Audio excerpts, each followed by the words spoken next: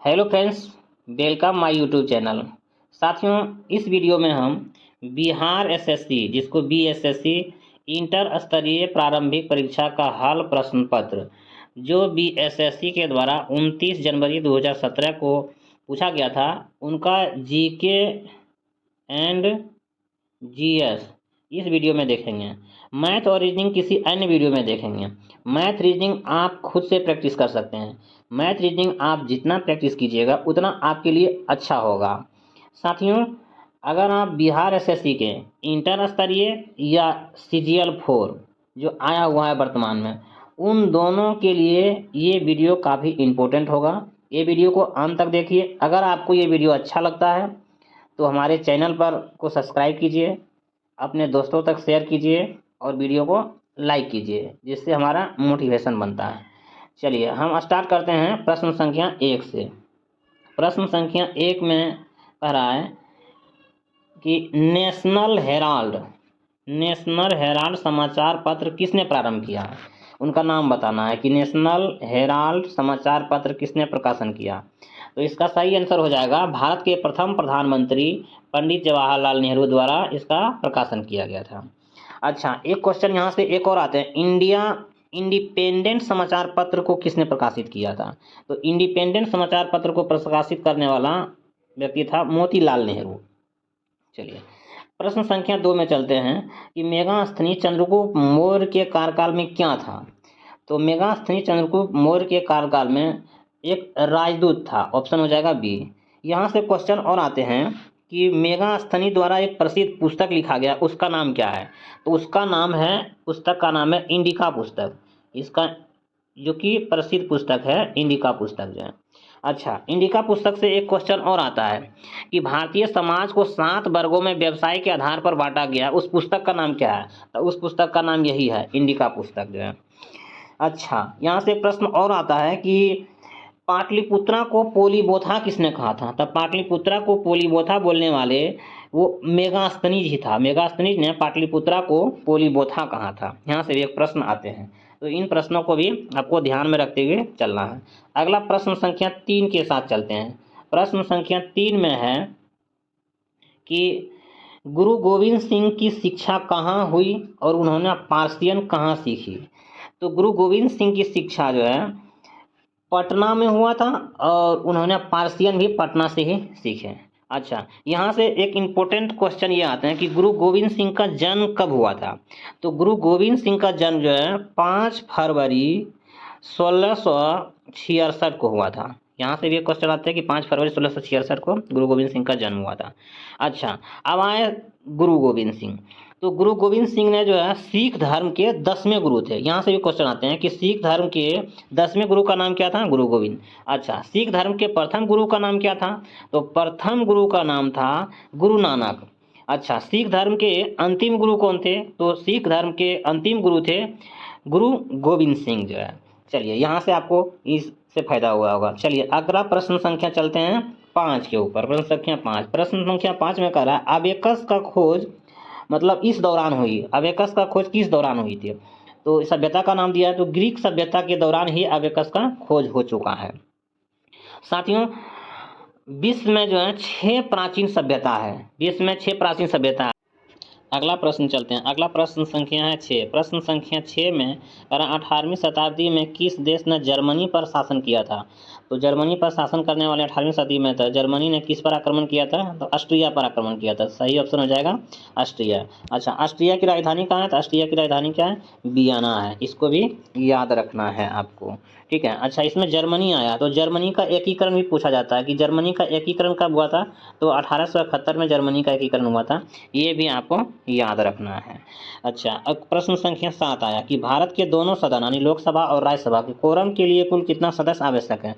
तो कोरम के लिए कितना सदस्य आवश्यक है। तो 1/10 सदस्य जो है कोरम के लिए अति आवश्यक है। कोरम को 1/10 को ही बोला जाता है 10%। अच्छा, 10% ये इंपॉर्टेंट है कि 10% क्या है। तो 10% को कोरम या गणपूर्ति कहा जाता है, ये तो समझ में आ गया होगा। दूसरा क्या, अगर संसद की कोई सदन चल रहा हो तो अगर कोरम व्यवस्था अभाव रहेगा तो सदन की कार्रवाई नहीं चल सकती है। दूसरा, अगर कोई वैध कार्य हो, मतलब संसद में कोई वैध कार्य होगा, अगर 10% उपस्थित नहीं होगा तो भी ये वैध कार्य नहीं हो सकता है। अच्छा, इसमें कोरम और गणपूर्ति की बात किया गया है, तो ये भी क्वेश्चन आता है कि कोरम और गणपूर्ति संविधान के किस अनुच्छेद में है, तो संविधान के अनुच्छेद 100 में जो है कोरम और गणपूर्ति का चर्चा किया गया, ये भी आपको याद रखना है। अगले प्रश्न की ओर चलते हैं। प्रश्न संख्या है 8। साप्ताहिक शार्ली एब्दो कहाँ से प्रकाशित किया गया है, तो किस शहर का नाम है, तो शहर क्या, फ्रांस की राजधानी कहाँ है, पेरिस से है। चलिए अगला क्वेश्चन है, क्वेश्चन संख्या 9 में है कि H1 और N1 किसके द्वारा होता है, तो H1N1 जो है किस प्रकार का, किसके द्वारा होता है, विषाणु जीवाणु ऐसे बताना है आपको। तो इसका सही आंसर हो जाएगा विषाणु के द्वारा। H1 और N1 जो है एक विषाणु जनित रोग है। अगला प्रश्न की ओर चलते हैं। प्रश्न संख्या 10 है। प्रश्न संख्या 10 में कर एक जाना माना साहित्यिक समारोह कहाँ होता है, तो जाना माना साहित्यिक समारोह राजस्थान की राजधानी जयपुर में होता है। जाना माना साहित्यिक समारोह कहाँ होता है, राजस्थान की राजधानी जयपुर में होता है। अच्छा, जयपुर आया, तो जयपुर को एक और नाम से जाना जाता है, जिसको बोलते हैं पिंक सिटी के नाम से भी जाना जाता है जयपुर को जो है। चलिए अगला क्वेश्चन है कि बुद्ध से संबंधित अवसरों को प्रतीक स्तूप का प्रतीक क्या है। अच्छा, स्तूप का प्रतीक क्या है, तो मृत्यु जो है बुद्ध के संबंध में मृत्यु जो है स्तूप कहलाए थे। सही आंसर हो जाएगा इसका मृत्यु। साथियों, इसमें छोटा छोटा प्रश्न भी आपको रिवाइज करते जाना है।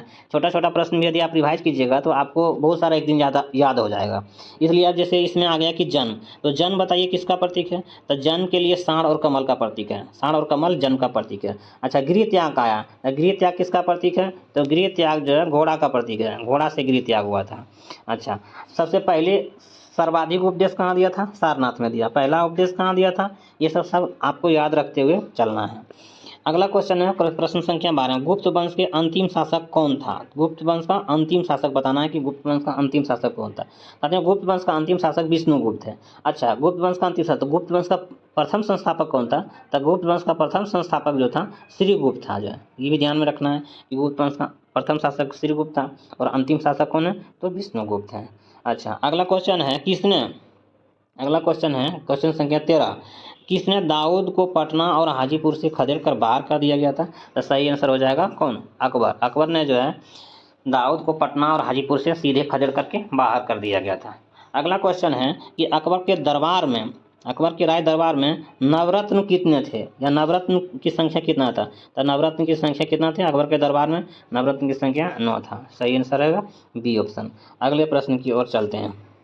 अगला प्रश्न है कि गोवा से पूर्व पुर्तगालियों की भारत में कौन सी राजधानी थी, तो गोवा से पूर्व जो पुर्तगाली ने जो राजधानी बनाया था उसका कोची बनाया था, है ना, कोची। इसका पुराना नाम कोझिकोड था, तो इसको कौन बनाया था, कोची बनाया था पुर्तगालियों ने। गोवा से पहले कोची में आक्रमण किया था, उसके बाद फिर गोवा में राजधानी बनाया उन्होंने। अच्छा, प्रश्न संख्या 16 है।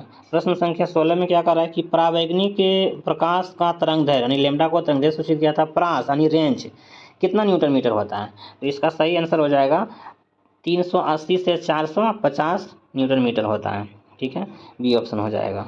अगला क्वेश्चन है क्वेश्चन संख्या 17 में क्या कर रहा है कि एक रोगी के शरीर के अंदर देखने के लिए क्या उपयोगी होता है, मतलब रोगी के शरीर के अंदर अगर देखते हैं तो डॉक्टर के द्वारा किस मतलब प्रकार के यंत्र का प्रयोग करेंगे, तो सही आंसर हो जाएगा प्रकाशिक तंतु, जिसको इंग्लिश में ऑप्टिकल फाइबर कहा जाता है, जो पूर्ण आंतरिक परावर्तन के सिद्धांत पर कार्य करता है। तो सही आंसर हो जाएगा प्रकाशिक तंतु, ऑप्टिकल फाइबर। अच्छा, अगला प्रश्न है प्रश्न संख्या 18। प्रश्न संख्या 18 में देखिए क्या कर रहा है, प्रश्न संख्या 18 में है कि उत्तरी गोलार्ध में सबसे लंबा रात्रि कब होता है, तो उत्तरी गोलार्ध में सबसे लंबा रात्रि जो होता है 22 दिसंबर को होता है। सबसे लंबा रात्रि कब होता है, 22 दिसंबर को सबसे लंबा रात्रि होता है। अच्छा, सबसे छोटा दिन कब होगा उत्तरी गोलार्ध में, जब 22 दिसंबर को सबसे लंबा रात्रि होगा तो सबसे छोटा दिन कब होगा, तो हो जाएगा कब, 22 दिसंबर को ही हो जाएगा। अच्छा, सबसे बड़ा दिन कब होगा, सबसे लंबी रात्रि हो गया तो छोटा दिन हो गया 22 दिसंबर को, और सबसे लंबा दिन की बात किया जाए तो 21 जून को होता है। अच्छा, अगर दक्षिणी गोलार्ध में अगर बात किया जाए तो सेम इसका उल्टा हो जाएगा, है ना। चलिए आगे बढ़ते हैं प्रश्न संख्या 19 की ओर। प्रश्न संख्या 19 में फिजिक्स से क्वेश्चन है, जो है कह रहे हैं कि दो बिंदुओं के आवेश के मध्य बल फोर्स यानी एफ हो गया, अब मध्य की दूरी आर है, इनका बीच का मतलब इसका बीच का रिलेशन क्या होगा, संबंध क्या होगा, तो इसका सही आंसर हो जाएगा ऑप्शन डी, एफ समानुपाती होता है 1/r² का। आप जानते हैं कि एफ समानुपाती होता है Q1 और Q2 का, ठीक है, बटे r² का। तो इसमें अगर Q1 Q2 को R1 मान लिया तो हो जाएगा क्या, एफ समानुपाती 1/r²। R² हो जाएगा, सही आंसर। अगला प्रश्न की ओर चलते हैं। चंपारण सत्याग्रह चंपारण सत्याग्रह कब आरंभ हुआ है? चंपारण सत्याग्रह कब आरंभ हुआ है? चंपारण सत्याग्रह 1917 में हुआ था। महात्मा गांधी के द्वारा चंपारण सत्याग्रह किया था। अच्छा, ऑप्शन में है 1929। तो 1929 में क्या हुआ, इसे भी रिलेट कर लेते हैं।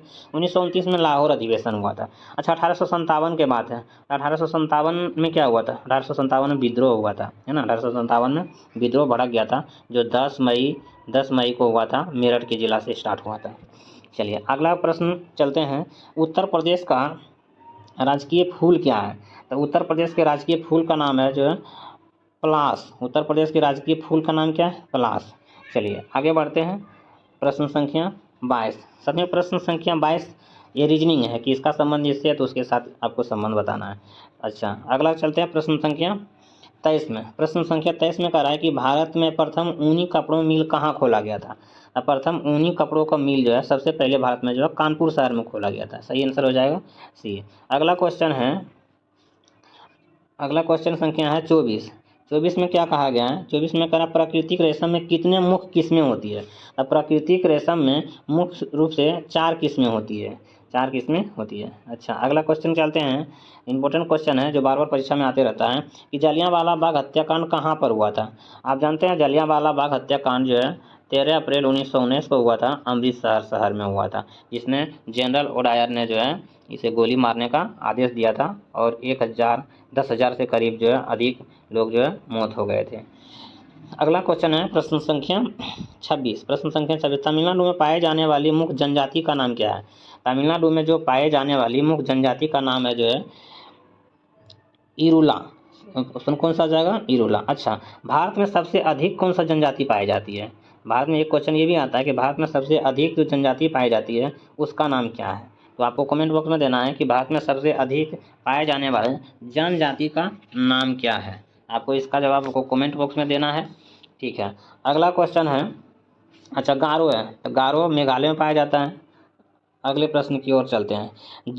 जारवा जनजाति कहाँ पाई जाती है? तो जारवा जनजाति भारत के किस राज्य में पाई जाती है, ये आपसे पूछा जाता है। भारत का एक राज्य है, केंद्र शासित राज्य है, अंडमान निकोबार में पाया जाता है। जारवा जनजाति कहाँ पाई जाती है?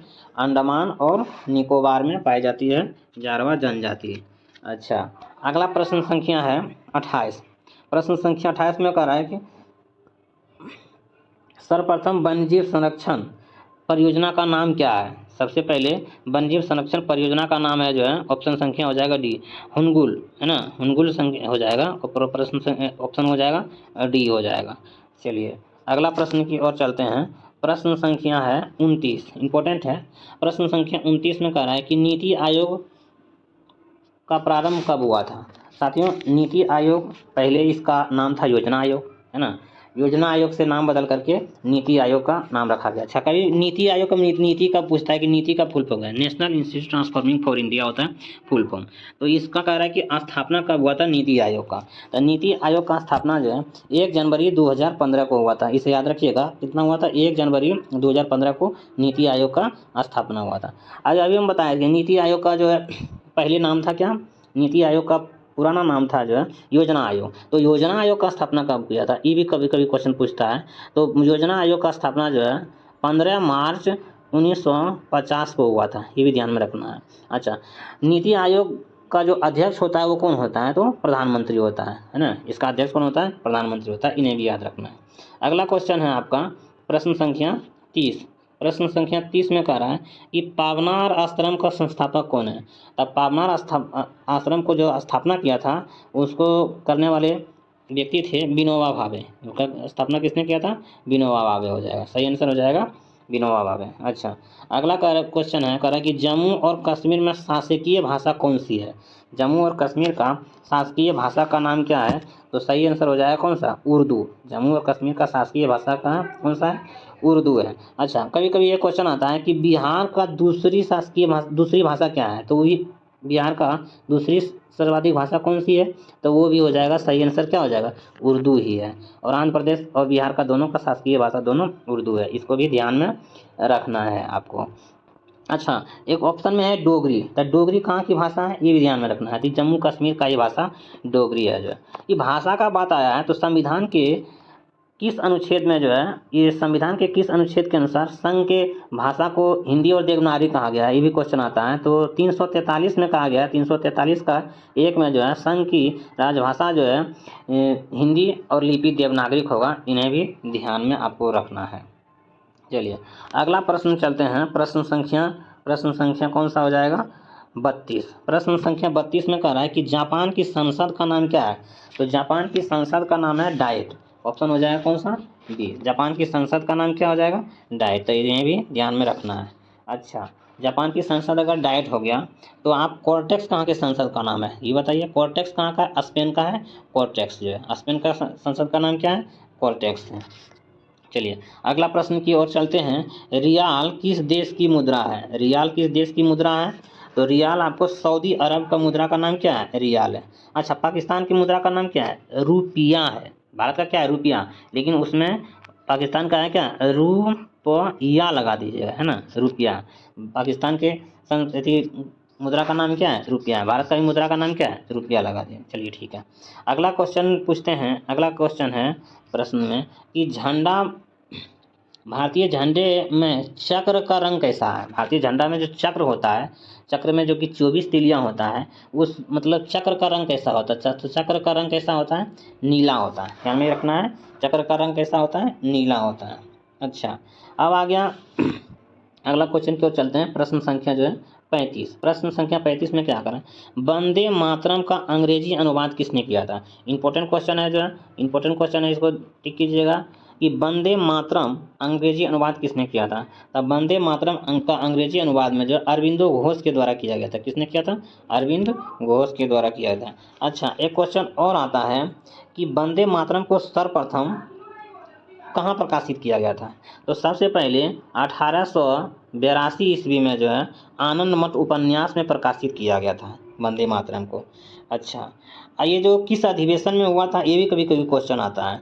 तो रहीमतुल्लाह सयानी की अध्यक्षता में जो है ये किया गया था। इसका अध्यक्षता कर रहा था कौन, रहीमतुल्लाह सयानी। अच्छा, वंदे मातरम जो है सर्वप्रथम किस अधिवेशन में गाया गया था। तो देखिए, अधिवेशन अगर पूछे तो 1896 अधिवेशन में, जो है 1896 अधिवेशन में, उस समय इसका कर रहे थे रहीमतुल्लाह सयानी, उसकी अध्यक्षता कर रहे थे। अच्छा, आनंद मठ उपन्यास थे बताए थे 1882 में, जो 1882 में। चलिए अगला प्रश्न की ओर चलते हैं। प्रश्न संख्या चलिए 36। प्रश्न संख्या 36 में क्या कह रहा है कि एक चैत प्रायः पड़ता है, मतलब किस दिन को एक चैत प्रायः पड़ता है।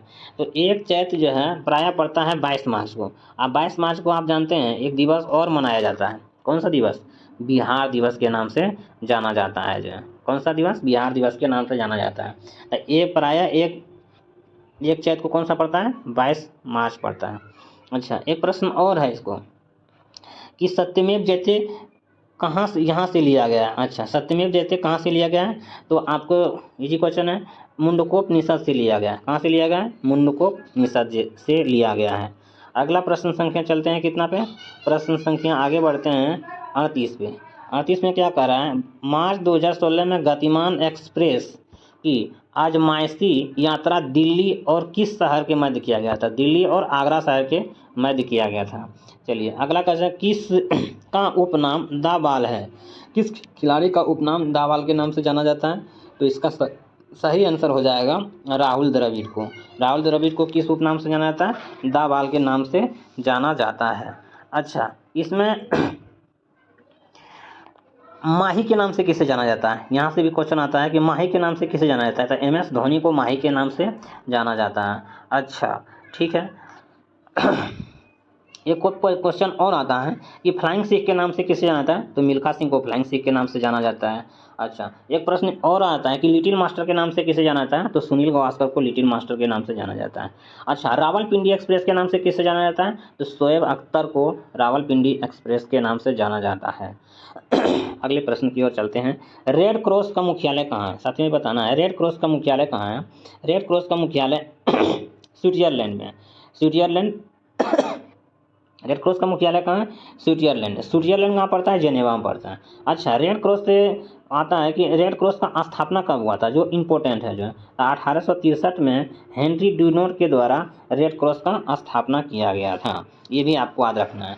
अच्छा, रेड क्रॉस को शांति का नोबेल पुरस्कार 3 बार दे चुका है। रेड क्रॉस को शांति का नोबेल पुरस्कार 3 बार दे चुका है। ये भी क्वेश्चन बहुत बार आया है। 1917 में दिया गया था, दूसरा कब 1944 में दिया गया था और तीसरा कब 1963 में दिया गया। तो रेड क्रॉस को शांति का नोबेल पुरस्कार कितनी बार दिया गया था? 3 बार में। कब कब? 1917 में, 1944 में और 1963 में। इन्हें भी ध्यान में रखना है। अच्छा, इससे और एक क्वेश्चन इंपॉर्टेंट आता है कि रेड क्रॉस को जो है मतलब किस दिन मनाया जाता है? तो ध्यान ये रखना है कि 8 मई को जो है रेड क्रॉस दिवस मनाया जाता है। अच्छा, 8 मई को ही क्यों मनाया जाता है? 8 मई को जो इसको रेड क्रॉस का स्थापना किया था हेनरी ड्यूनोट का जन्म दिवस के आधार पर जो है रेड क्रॉस को 8 मई को इसका दिवस मनाया जाता है। चलिए आगे बढ़ते हैं, अगले प्रश्न की ओर चलते हैं। अगला प्रश्न है, आनंद मठ का लेखक कौन है?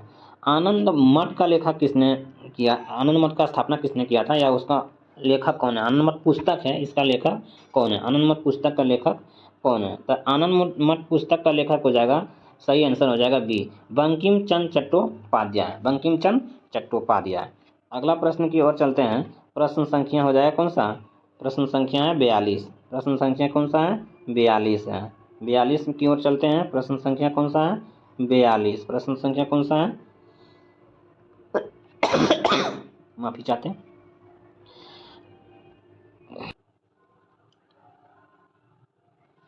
प्रश्न संख्या हो गया कितना? 42। 42 में बोलता है, 42 में प्रश्न संख्या 42 साथियों 42 में है कि the audacity of hope. The audacity of hope किसने लिखा है? तो अमेरिका के राष्ट्रपति बराक ओबामा द्वारा लिखा गया है। ऑप्शन हो जाएगा कौन सा? सी। अमेरिका के राष्ट्रपति कौन है? Barack Obama. The audacity of hope किसके द्वारा लिखा गया? अमेरिका के राष्ट्रपति बराक ओबामा। अगले प्रश्न की ओर चलते हैं। अगले प्रश्न इंपॉर्टेंट है। समय का वर्णन करते हुए संक्षेप में एडी का अर्थ क्या होता है? तो एडी का अर्थ को बोलते हैं एनो डोमिनी। एडी का क्या बोलते हैं? एनो डोमिनी। अच्छा, एडी और बीसी दो चीज़ आते हैं साथियों। ईसा मसीह के जन्म, जब ईसा मसीह का जब जन्म हुआ था तो उसके बाद को जो है एनो डोमिनी कहा जाता है। उसके बाद को क्या बोलते हैं? एनो डोमिनी। अच्छा, ईसा मसीह के जन्म के पूर्व जो था उसको बोलते हैं बीसी। इसको बोला जाता है बीसी को बिफोर क्राइस्ट। बीसी को क्या बोला जाता है? Before Christ. तो ध्यान ये रखना है कि ईसा मसीह के जन्म के बाद को बोला जाता है क्या? एनो डोमिनी। और ईसा मसीह के जन्म के पूर्व को बोला जाता है क्या? Before Christ. Before Christ. चलिए आगे प्रश्न की ओर चलते हैं। अगला प्रश्न है, शहीद दिवस कब मनाया जाता है ना? क्या है? शहीद दिवस कब मनाया जाता है? इंपॉर्टेंट है साथियों। महात्मा गांधी का जन्म नाथूराम गोडसे के द्वारा किया गया था। तो 30 जनवरी 1948 को उनका मृत्यु हुआ था। उसी दिन से जो है शहीद दिवस मनाया जाता है। अच्छा, 14 फरवरी है। 14 फरवरी में क्या मनाया जाता है? तो वैलेंटाइन दिवस मनाया जाता है। ये भी पूछता है क्वेश्चन कि 14 फरवरी को कौन सा दिवस मनाया था? तो वैलेंटाइन दिवस मनाया था। महात्मा गांधी का मृत्यु कब हुआ था? ये भी पूछता है कि महात्मा गांधी का मृत्यु कब हुआ था? तो 30 जनवरी 1948 को नाथूराम गोडसे के द्वारा इन्हें सुबह सुबह गोली मार दिया गया था, नाथूराम गोडसे के द्वारा। तो इनका मृत्यु हो गया था। अच्छा, इसमें 14 फरवरी हो गया, वैलेंटाइन दिवस हो गया। चलिए अगला प्रश्न एक और आता है। प्रश्न जो है इसमें कि महात्मा गांधी का दक्षिण अफ्रीका से कब वापस आए थे? तो 9 जनवरी 1915 को आए थे। उसी समय से जो है इनका महात्मा गांधी 1915 में घर आए थे, यहाँ भारत पहुँचे थे। तो उसी के आधार पर इन्होंने जो है एक दिवस मनाया जाता है। उस दिवस का नाम है प्रवासी भारतीय दिवस। प्रवासी भारतीय दिवस 9 जनवरी को मनाया था। इन्हें भी याद रखना है। अगला प्रश्न संख्या है 45।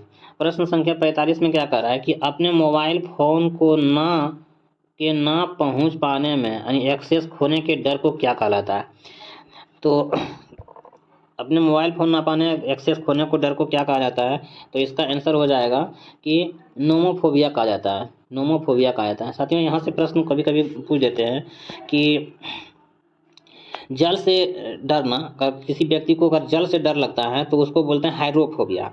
अगर किसी व्यक्ति को फूल से डरता है तो उसको बोलते हैं एंथोफोबिया। अगर कोई व्यक्ति जो है फोबिया एक प्रकार का क्या मनोविकार है। अगर कोई व्यक्ति को कुत्ता से डर लगता है तो उसको बोलते हैं क्या? सीनोफोबिया। सीनोफोबिया किसे बोलते हैं? जब कुत्ता से किसी व्यक्ति को डर लगता है तो उसको बोलते हैं सीनोफोबिया। चलिए अगले प्रश्न की ओर चलते हैं। अगला प्रश्न संख्या है 46। 46 में क्या आ रहा है? सत्यजीत रे द्वारा निर्देशित सर्वप्रथम चलचित्र का नाम क्या था? तो सत्यजीत रे द्वारा निर्देशित प्रथम चलचित्र का नाम था पाथेर पंचाली। कौन था? पाथेर पंचाली। अगला क्वेश्चन है, भारत का सबसे बड़ा संग्रहालय कहाँ पर है? तो भारत का सबसे बड़ा संग्रहालय कोलकाता में है। अच्छा, सबसे पुरानी शहर भी कोलकाता को माना जाता है ना? सबसे पुरानी शहर भी कोलकाता है और सबसे बड़ा संग्रहालय भी कहाँ है? तो कोलकाता में ही स्थित है। सही आंसर हो गया क्या? कोलकाता।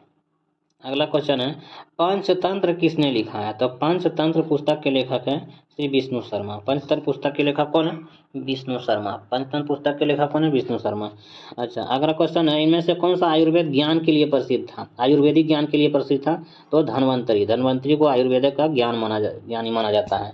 चलिए, अगला क्वेश्चन है कि आईपीएल क्रिकेट आरंभ कब हुआ था? तो आईपीएल क्रिकेट का आरंभ जो है 2008 में हुआ था, है ना? आईपीएल क्रिकेट का आरंभ 2008 में हुआ था। लाइपेज द्वारा वसा का जलीय अपघटन मिलता है।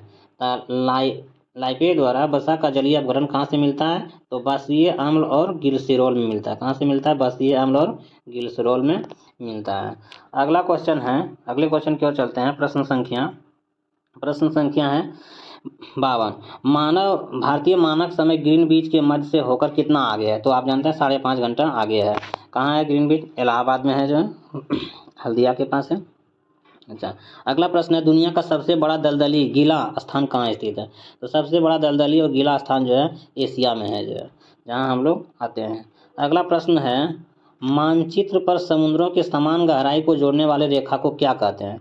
मानचित्र पर समान गहराई के जोड़ने वाली रेखा को क्या कहते हैं? तो समान गहराई के जोड़ने वाली रेखा को क्या कहते हैं? तो इसका सही आंसर हो जाएगा आइसोबाथ। ऑप्शन कौन सा हो जाएगा?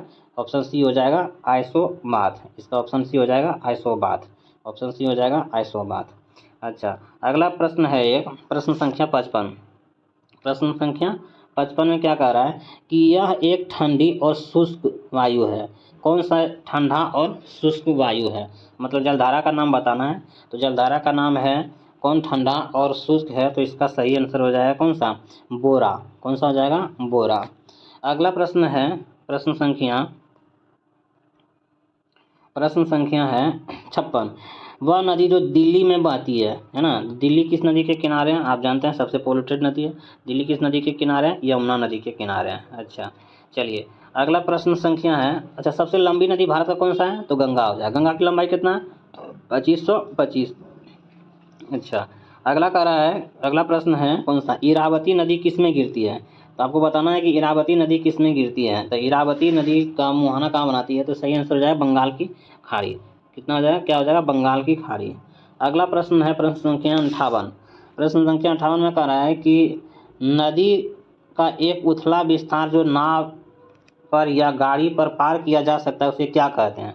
तो उसे कहा जाता है रिफ्ट के नाम से जाना जाता है। सही आंसर हो जाएगा कौन सा?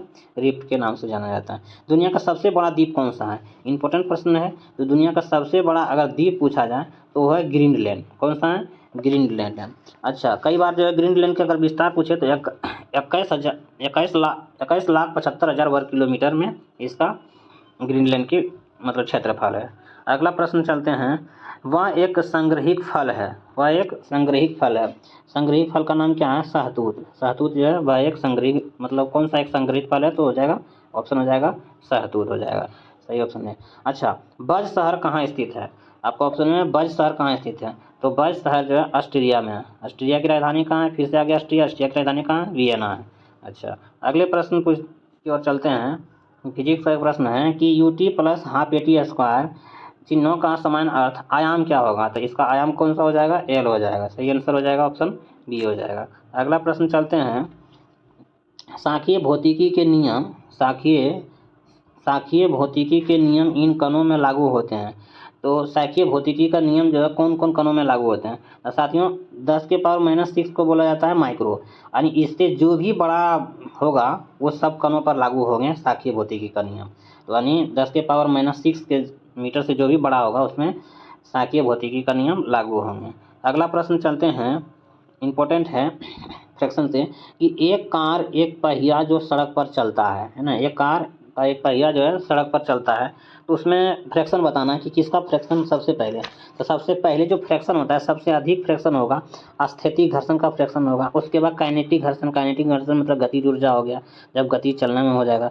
स्थैतिक मतलब जब स्थिति में रहेगा सबसे बड़ा घर्षण हो जाएगा, उससे उससे छोटा होगा कौन सा, काइनेटिक, और उससे छोटा कौन सा हो जाएगा, रोलिंग घर्षण हो जाएगा। तो इसका सही आंसर हो जाएगा ऑप्शन बी, स्थैतिक घर्षण, काइनेटिक घर्षण और रोलिंग घर्षण हो जाएगा।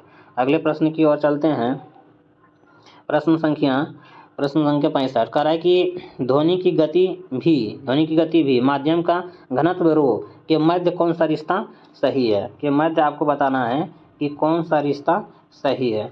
तो इसका सही आंसर हो जाएगा 65 का ए, भी स्क्वायर बराबर 1/रो, 1/रो हो जाएगा। तो इसका सही आंसर हो गया ए। अगला प्रश्न है गुरु नानक का जन्म कहाँ हुआ है, गुरु नानक का जन्म कहाँ हुआ था।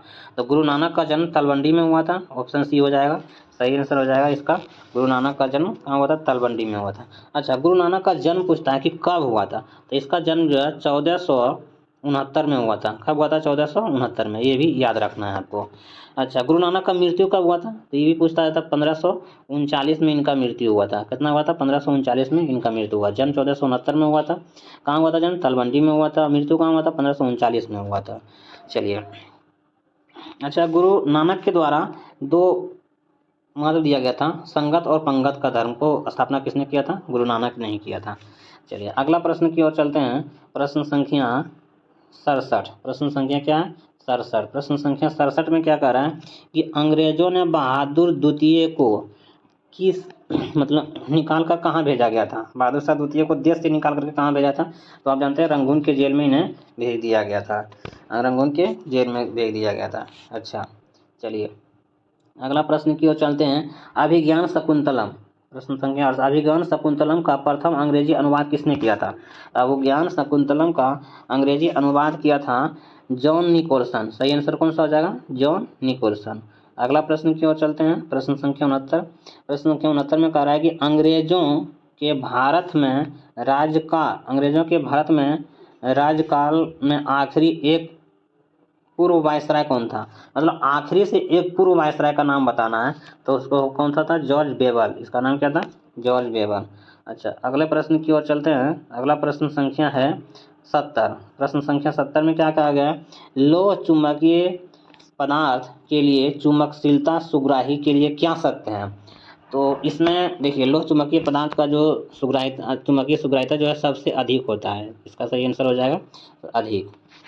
जब प्रकाश एक माध्यम से दूसरे माध्यम में जाता है, जब प्रकाश एक माध्यम से दूसरे माध्यम में जाता है तब क्या प्रभाव पड़ता है। इंपॉर्टेंट क्वेश्चन है, फिजिक्स का है। देखिए, जब प्रकाश एक माध्यम से दूसरे माध्यम में जाता है तो उसका आवृत्ति नहीं बदलती है, आवृत्ति में कोई परिवर्तन नहीं होता है। देखिए, उसका गति बदल जाएगा, उसका क्या हो जाएगा, गति बदल जाता है, ये ऑप्शन नहीं होगा।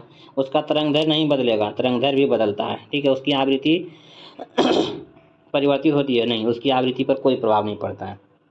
अगले प्रश्न की ओर चलते हैं। अगला प्रश्न है आपका मैथ का जो है एलसीएम एचसीएफ का छोटा प्रश्न है। अगला प्रश्न, चलिए आगे बढ़ते हैं।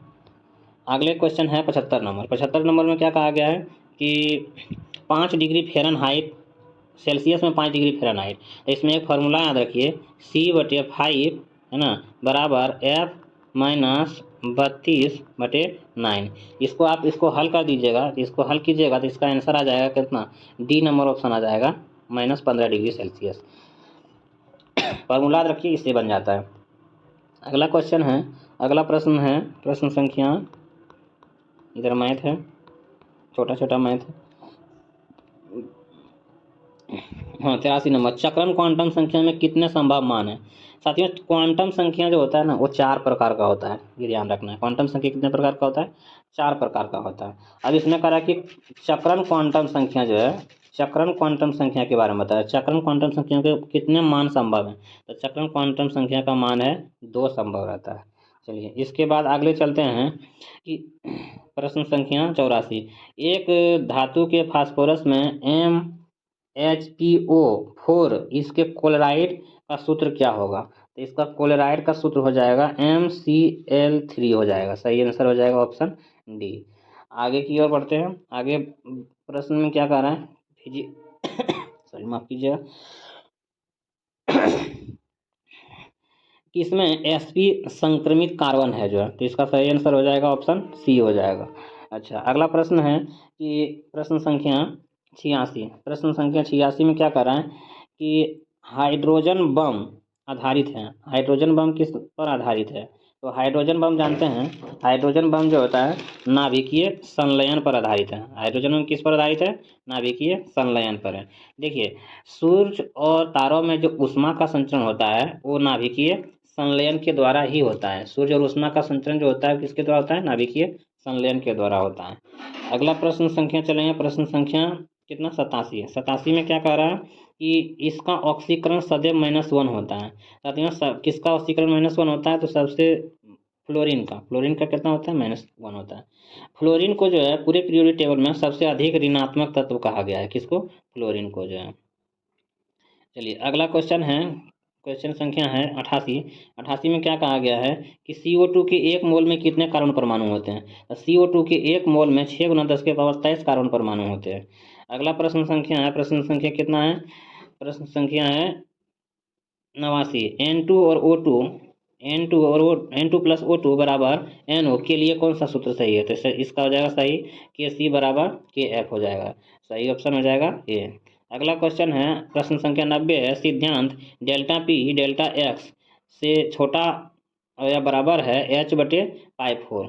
तो ये किसका मतलब सिद्धांत है? ये बताना है कि किसका सिद्धांत है। पाउली का सिद्धांत है, हाइजेनबर्ग का सिद्धांत है, या ऑफबाउ का सिद्धांत है, या आयरनबर्ग का सिद्धांत है। इनको बताना है आपको कि किसका सिद्धांत है, ये बताना है। तो इसका सही आंसर हो जाएगा ये हाइजेनबर्ग के अनिश्चितता का सिद्धांत है। सही ऑप्शन हो जाएगा ऑप्शन बी। अगला क्वेश्चन है 91 में क्या कर रहा है? C6H14 कितने उत्क्रमणीय श्रृंखला संभव है? C6H14 में कितने उत्क्रमणीय श्रृंखला संभव है? तो सही आंसर हो जाएगा 5 उत्क्रमणीय श्रृंखला संभव है। अगला क्वेश्चन है आपका 92 नंबर में क्या कहा गया है कि यदि दोनों जनकों का रुधिर वर्ग AB हो तो उनके बच्चों में क्या होगा? तो उनके बच्चों में साथियों अगर AB है तो उसके बच्चों में क्या क्या हो सकता है, ये पॉसिबिलिटी पूछ रहा है आपसे। तो A भी हो सकता है, B भी हो सकता है, और AB भी हो सकता है। तो सही ऑप्शन हो जाएगा AB और AB दोनों हो सकता है। अच्छा, इसको बोला जाता है AB और AB को बोला जाता है सर्वग्राही बोला जाता है, वो को क्या बोला जाता है? सर्वदाता बोला जाता है। अच्छा, चलिए आगे क्वेश्चन कर रहा है 93 नंबर में कि भूख लगने पर कोई व्यक्ति में सर्वप्रथम आसानी से प्रयोग करता है अपने, तो ग्लाइकोजन का प्रयोग करता है। अगर कोई व्यक्ति को भूख लगता है तो सर्वप्रथम किसका उपयोग करता है? तो ग्लाइकोजन का उपयोग करता है। इसमें से कह रहा है कि कौन सा एक प्रोटीन नहीं है, तो आपको बताना है ऑप्शन के अनुसार कि कौन सा एक प्रोटीन नहीं है। तो प्रोटीन नहीं है इसमें कौन सा हो जाएगा? तो इसका सही आंसर हो जाएगा आपको लिम्फोसाइट क्या है? एक प्रोटीन नहीं है। अच्छा, प्रोटीन में मुख्य रूप से जो है ना नाइट्रोजन पाया जाता है। कभी कभी क्वेश्चन पूछा जाता है कि प्रोटीन में क्या पाया जाता है, तो प्रोटीन में ध्यान रखना नाइट्रोजन पाया जाता है। अगला प्रश्न संख्या है 95। कह रहा है रुधिर प्लाज्मा में उपस्थित नहीं होता है, तो Cu+ उपस्थित नहीं होता है। सही आंसर हो जाएगा डी। अगला क्वेश्चन है कि एस्टेरॉयड में स्रावित होता है, या एक एस्टेरॉयड में क्या स्रावित करता है? तो एस्टेरॉयड में क्या स्रावित करता है वो ध्यान रखना है। तो मानव शरीर का दूसरी सबसे बड़ी ग्रंथि है अग्नाशय, जिसको इंग्लिश में पेंक्रियाज बोलते हैं, तो ये स्रावित करता है। अगला प्रश्न है प्रश्न संख्या 98 में क्या कह रहा है कि श्वसन श्रृंखला में उपयोग करके पादप कोशिकाएं को ऊर्जा उत्पादन का केंद्र किसे कहा जाता है? अर्थात आपसे पूछ रहा है कि ऊर्जा उत्पादन का केंद्र किसे कहा जाता है। तो आप जानिए कि माइटोकॉन्ड्रिया को ऊर्जा का थैली कहा जाता है और उत्पादन का केंद्र कहा जाता है। तो इसका सही आंसर हो जाएगा बी। अच्छा, राइबोसोम को क्या कहता है? प्रोटीन का फैक्ट्री कहा जाता है। राइबोसोम को किस नाम से जाना जाता है? प्रोटीन को फैक्ट्री के नाम से जाना जाता है। अच्छा, केंद्रक को क्या कहा जाता है? केंद्रक में जो है कोशिका का नियंत्रण होता है। कहाँ होता है? कोशिका का नियंत्रक होता है। अगला प्रश्न चलते हैं, प्रश्न संख्या विषाणु में होता है। तो विषाणु में कह रहा है कि डीएनए होता है, आरएनए होता है, या दोनों होता है, या इनमें या तो डीएनए होता है या तो ध्यान रखना है कि विषाणु में जो है दोनों में से कोई एक होगा, या तो आरएनए होगा या तो डीएनए होगा। तो विषाणु में क्या होगा? या तो डीएनए होगा या तो आरएनए होगा। अच्छा, अगला प्रश्न है प्रश्न संख्या 100। प्रश्न संख्या 100 में कह रहा है एक बायस परिस्थितिकी में कणों का आकार प्रास होता है। तो 10 एंगस्ट्रम से लेकर के कितना होता है इसका बताना है। तो इसका सही आंसर हो जाएगा सी, 1000 एंगस्ट्रम से 10,000 एंगस्ट्रम के बीच इसका प्रास होता है। संक्षिप्त मतलब प्रास हो गया। अगला प्रश्न चलते हैं। प्रश्न संख्या ये तो दिया गया आपका 101 में रीजनिंग है। चलिए, हाँ साथियों, थैंक्स फॉर वाचिंग। आपने इस वीडियो को पूरा देखा है। यदि आपने पूरा देखा है तो आप हमारे वीडियो को लाइक कीजिए, सब्सक्राइब कीजिए और अगर अच्छा लगा है तो अपने दोस्तों तक शेयर कीजिए। Thanks for watching.